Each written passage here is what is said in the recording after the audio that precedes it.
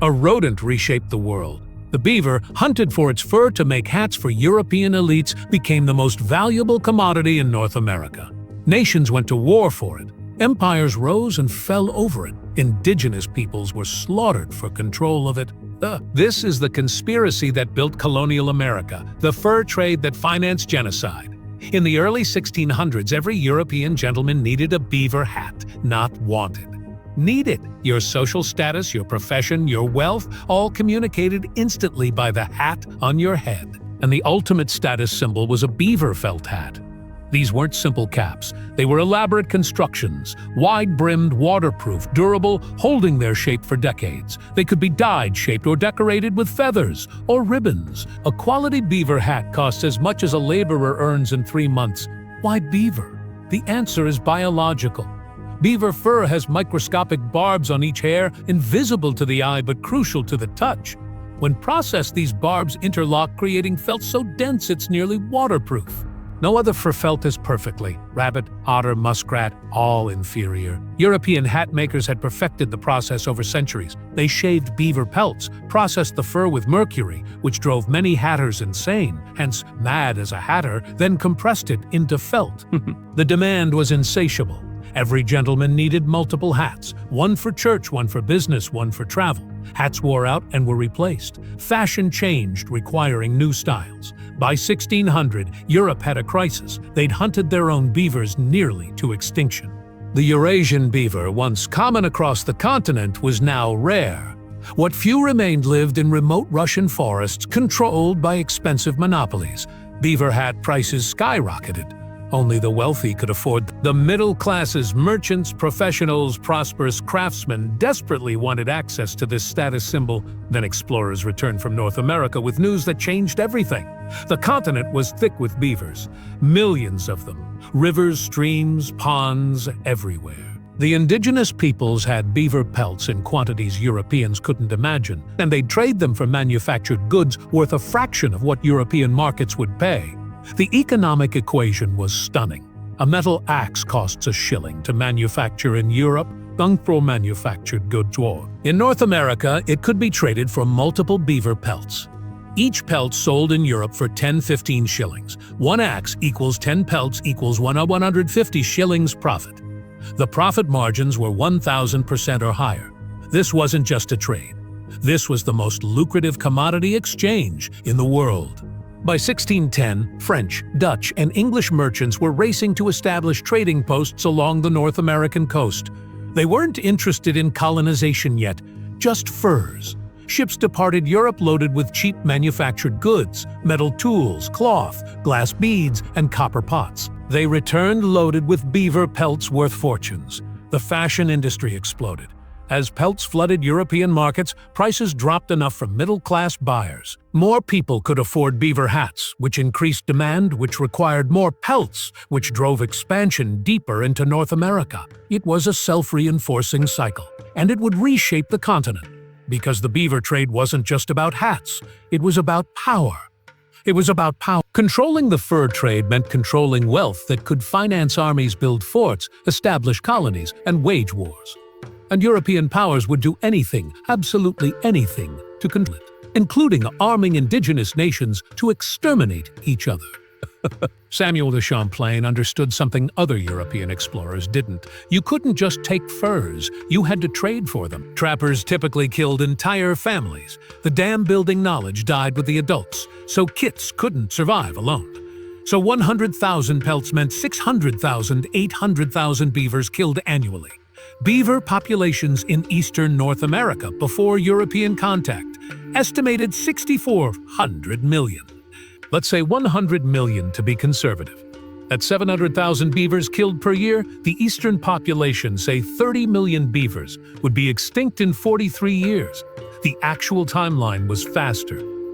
By 1640, coastal areas were already depleted. By 1660, the entire eastern seaboard and St. Lawrence Valley had collapsed. This wasn't mysterious. Trappers saw it happening. French traders reported declining catches every year. Dutch records show the same pattern.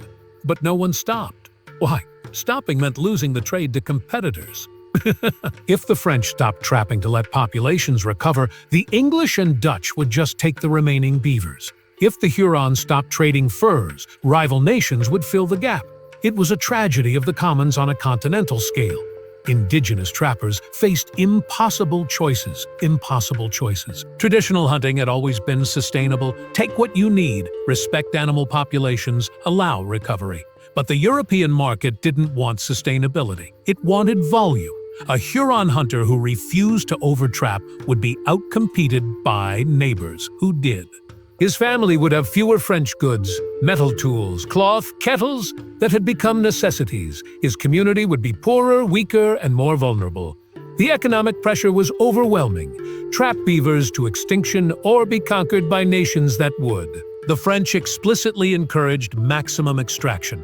Traders told indigenous partners, "Bring us more furs and we'll give you more guns." More guns meant military advantage. Military advantage meant survival. The same logic to the Dutch, English, and Swedish traders. Everyone knew the beavers couldn't last, but everyone kept killing them. Because the alternative, unilateral conservation, meant economic and military suicide. The beaver trade created a continental arms race. Nations that controlled more beaver territory could trade for more guns. More guns meant they could conquer their neighbors' beaver territory, which meant more furs, more guns, more conquest. The spiral was inevitable and catastrophic. By 1640, the eastern beaver population was collapsing. The pressure was pushing west into territories of nations that had never seen Europeans but would soon feel the economic shockwave. And in the Iroquois Confederacy, leaders were making calculations about survival. Their beaver territories were nearly trapped out. Their French allied enemies controlled access to western furs. Their Dutch allies wanted more pelts than the Iroquois could provide.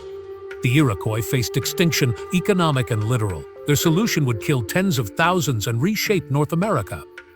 By 1640, the Iroquois Confederacy, the Haudenosaunee, faced an existential crisis. Their traditional territories in what's now upstate New York were trapped out. Beaver populations had collapsed from decades of intensive hunting for the Dutch trade.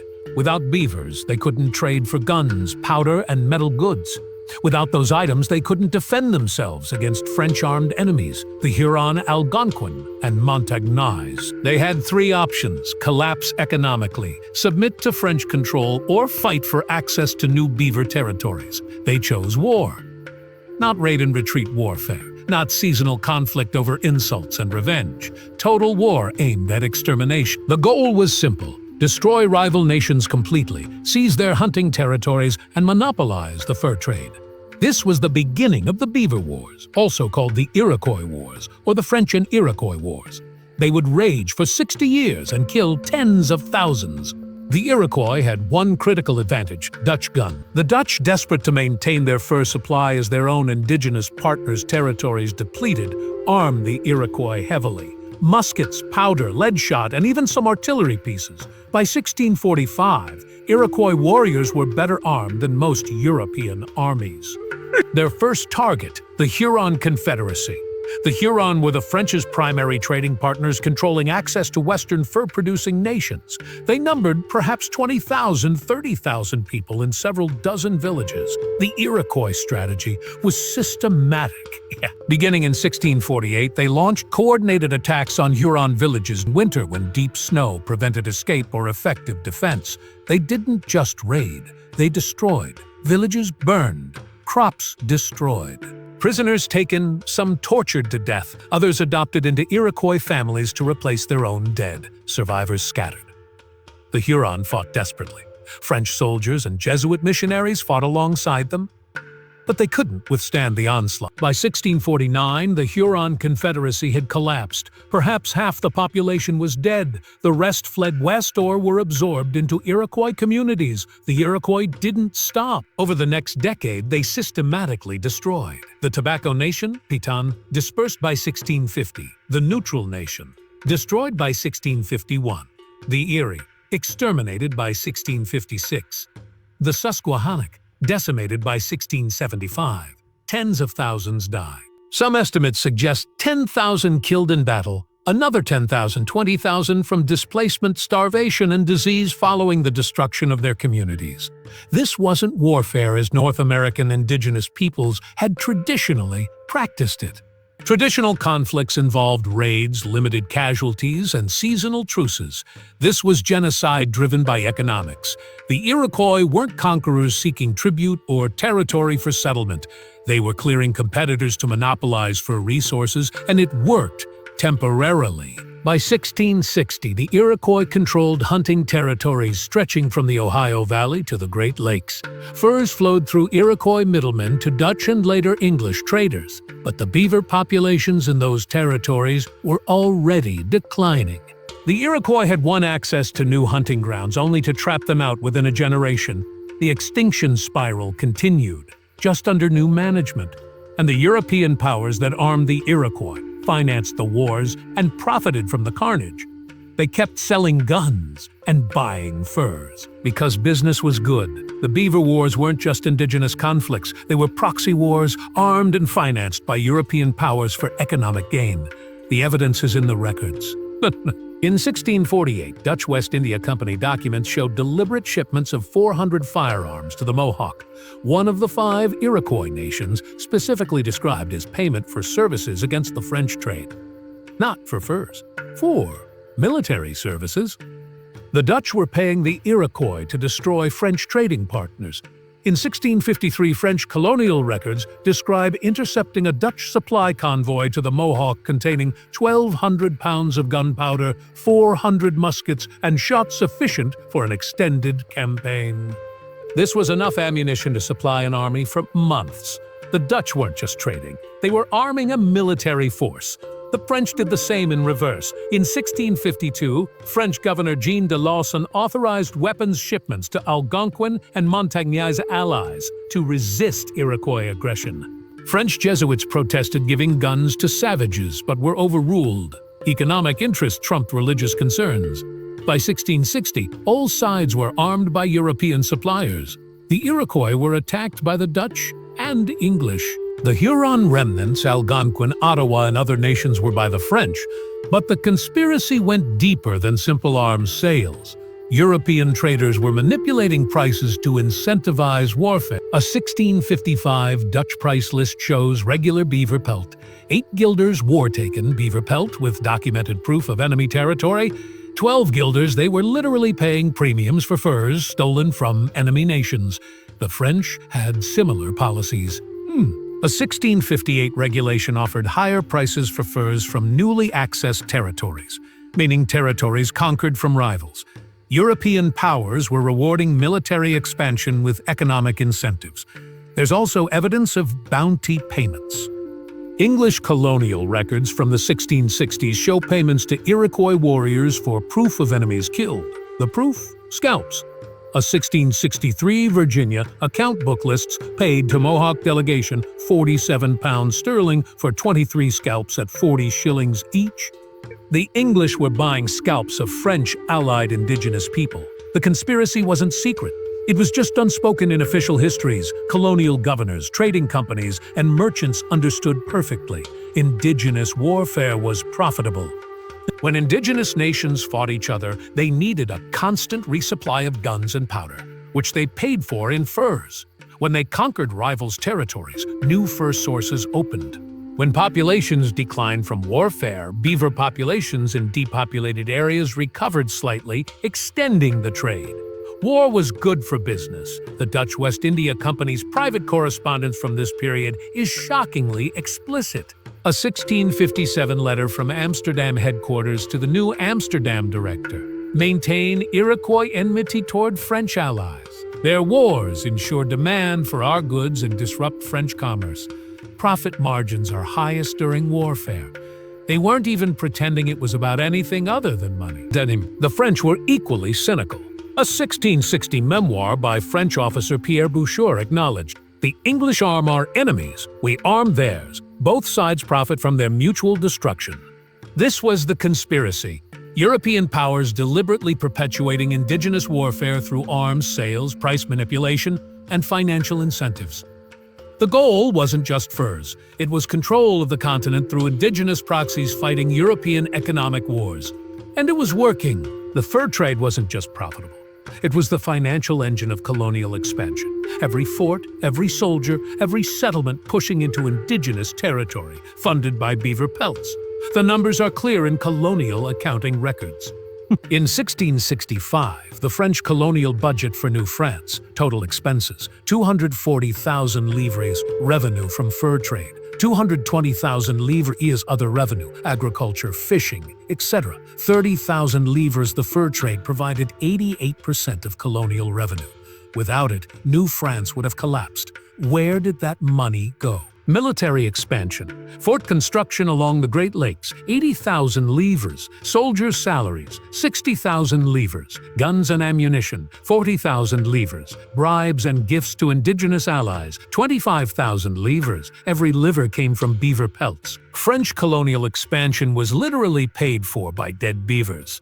The Dutch had similar economics. New Netherlands 1664 accounts just before English seizure. Fur trade revenue, 400,000 guilders, all other revenue. 40,000 guilders fur provided 91% of colonial income. That money built Fort Orange, Albany, Fort Amsterdam, New York, and the military infrastructure that allowed a few thousand Dutch colonists to control territory inhabited by tens of thousands of indigenous people. The English colonies initially relied more on tobacco and agriculture, but northern settlements, Massachusetts, Connecticut, and New York after 1664, depended heavily on fur. The Massachusetts Bay Colony's 1670 export records. Furs, 12,000 pounds fish, 8,000 pounds timber, 6,000 pounds other, 4,000 pounds fur was the top export. That revenue financed expansion into Wampanoag, Nipmuc, and Narragansett territories. The transaction was direct. Ships loaded with beaver pelts sailed to Europe. It meant economic isolation while neighboring nations enriched themselves through trade. Metacom's alternative was war. In 1675, after a series of provocations, including the execution of 3 Wampanoag men by Plymouth authorities, Metacom launched King Philip's War. It wasn't just about avenging insults. It was about breaking the fur trade cycle before it completed. For a year, Metacom's alliance, Wampanoag, Nipmuc, Pocumtuck, and some Narragansett destroyed English settlements across New England. 52 of 90 colonial towns were attacked. 12 were destroyed. The English were pushed back toward the coast. Their expansion halted. Their fur trade was disrupted. Metacom came close to driving them out entirely. But the economics worked against him. The English could trade furs and tobacco for guns and supplies from Europe. Metacom's alliance had no such supply chain, and some indigenous nations, seeing opportunity, allied with the English. The Mohegan and Pequot provided crucial scouts and warriors, paid in English goods and promises of Wampanoag land. The fur trade had divided indigenous nations so thoroughly that unified resistance was impossible. By August 1676, Metacom was dead, betrayed by an indigenous informant, and killed by an indigenous man serving in an English militia unit. His head was displayed on a pike in Plymouth for 20 years. King Philip's War killed 3,000 indigenous people and 600 colonists. Proportionally, it was the deadliest war in American history, and it changed nothing. The fur trade continued. English expansion continued. The beaver populations continued their collapse. Metacom had seen the truth, but seeing it didn't mean he could stop it. On May 2, 1670, King Charles II of England granted a charter to the Governor and Company of Adventurers of England trading into Hudson's Bay. It was the most audacious land grant in history. The Hudson's Bay Company received exclusive trading rights to all lands draining into Hudson Bay. That's 1.5 million square miles, roughly 15% of North America, larger than Western Europe. The company didn't just get trading rights, they got governmental powers, private military, private law, private justice. They could make war, sign treaties, execute criminals, and govern as they saw fit, all to trade beaver pelts. The charter's language was explicit. The company existed for the discovery of a new passage into the South Sea and for the finding of some trade for furs, minerals, and other considerable commodities. But the real purpose, stated clearly in private company correspondence, was monopoly. Get total control over the North American fur trade. Eliminate competition. Maximize profit. The conspiracy started immediately. The HBC strategy wasn't just to trade for furs. It was to create permanent indigenous dependency on European goods. Internal company documents from the 1670s described the policy explicitly. It is in the company's interest to supply Indians with goods they cannot produce themselves, creating necessity rather than luxury demand. Once dependent, they will trade at any price we set. This wasn't accidental. It was a strategic addiction. The HBC flooded indigenous communities with guns that required constant European powder and shot metal tools that couldn't be repaired with traditional methods, cloth that replaced hide-working skills, alcohol that creates physiological dependency within a generation. Indigenous communities couldn't function without HBC goods. Traditional skills atrophied. Economic self-sufficiency disappeared. The HBC controlled supply and prices. When beaver populations declined, they didn't raise prices paid to trappers. That would allow indigenous people to work less. Instead, they kept prices low, forcing trappers to deliver more pelts for the same goods. It was economic slavery disguised as trade. The company also deliberately manipulated indigenous conflicts. An 1682 internal memo described a strategy for the Cree-Blackfoot conflict. Supply both parties with sufficient arms to maintain warfare, but insufficient for decisive victory. Prolonged conflict ensures both nations remain dependent on company supply. They were farming warfare for profit. The alcohol trade was particularly sinister. HBC traders reported that indigenous hunters would trade an entire season's furs, sometimes 100-plus pelts, for a few gallons of watered-down brand. A 1690 company letter acknowledged, "The brandy trade yields 400% margins and ensures trappers return indebted, requiring next season's labor to settle accounts." They were using alcohol to create debt peonage. The HBC also prevented indigenous economic development. When Cree traders tried to establish their own middleman networks, trading with Western nations and selling to the HBC, the company deliberately bypassed them, trading directly with Western groups. When indigenous communities tried to diversify beyond furs, offering fish, meat, or crafts, the HBC refused, insisting on beaver or nothing. The goal was singular dependence, furs only, and HBC only, forever. By 1700, the Hudson's Bay Company controlled the largest fur trading empire in the world. Their profits financed English expansion across Canada, and the indigenous peoples trapped in the system had become economic captives. The conspiracy had succeeded. From the Atlantic coast to the Mississippi River, from the Carolinas to Hudson Bay, beavers were gone. A century of intensive trapping had eliminated populations that had numbered in the tens of millions. The environmental consequences were catastrophic. Beavers aren't just animals. They're ecosystem engineers. Their dams create wetlands that support hundreds of other species. When beavers disappear, the wetlands drain, streams erode, and entire ecological communities collapse.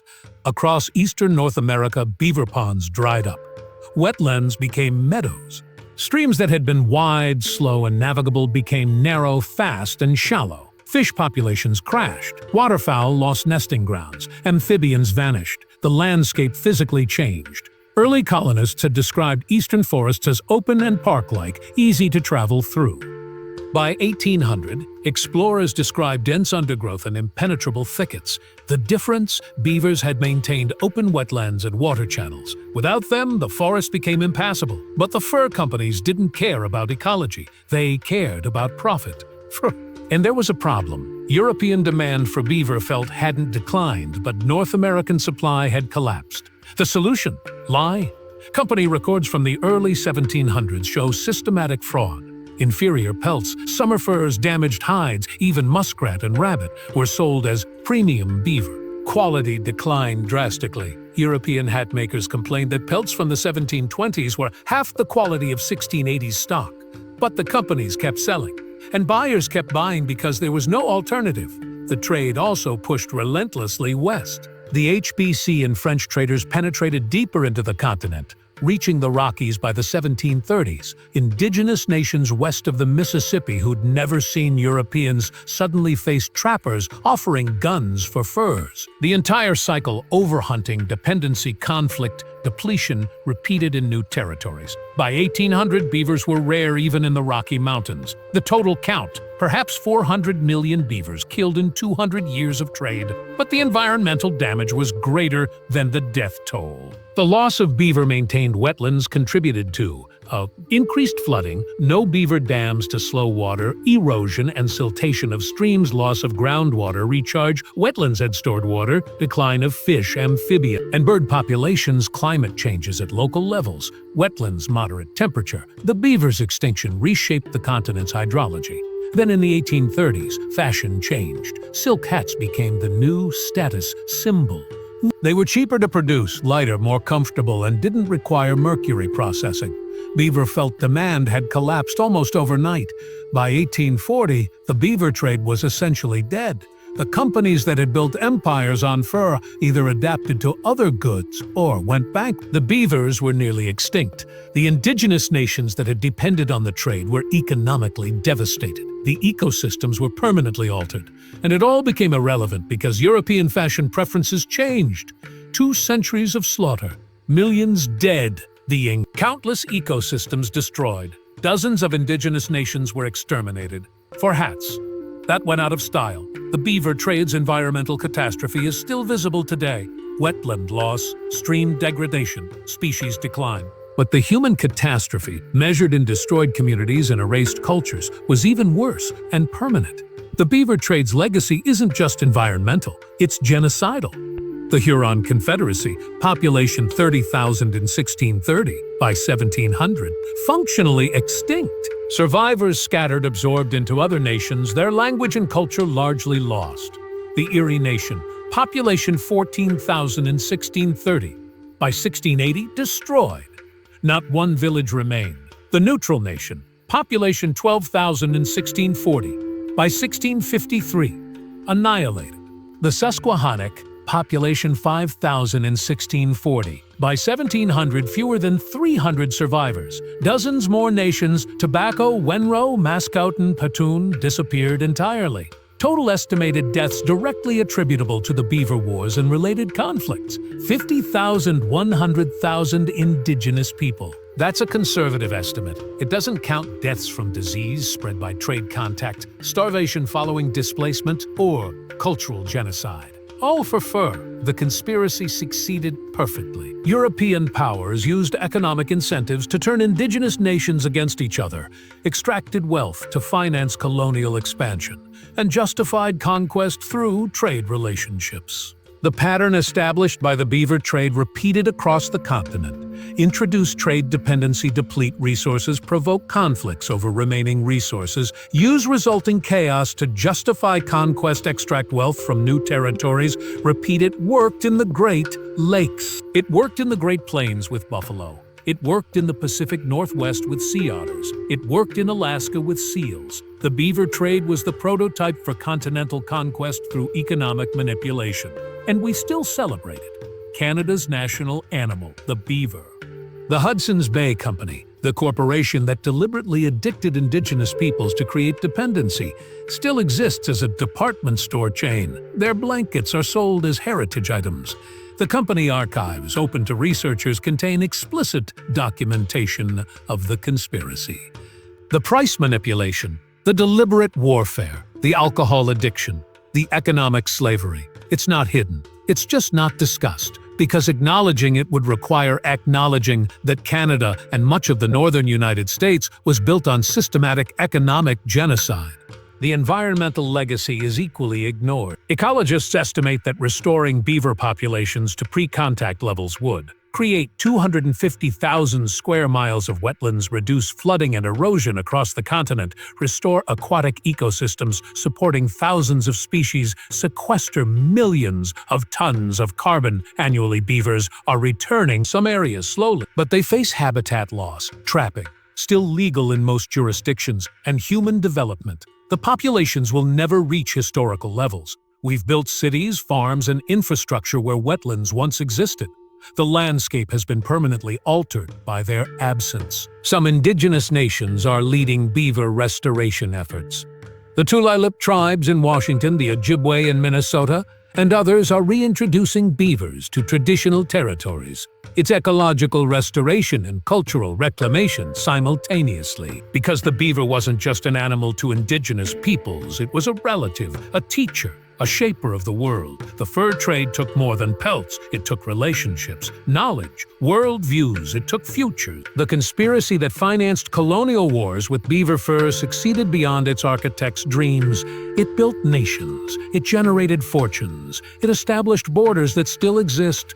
And it destroyed worlds, all for hats that went out of style.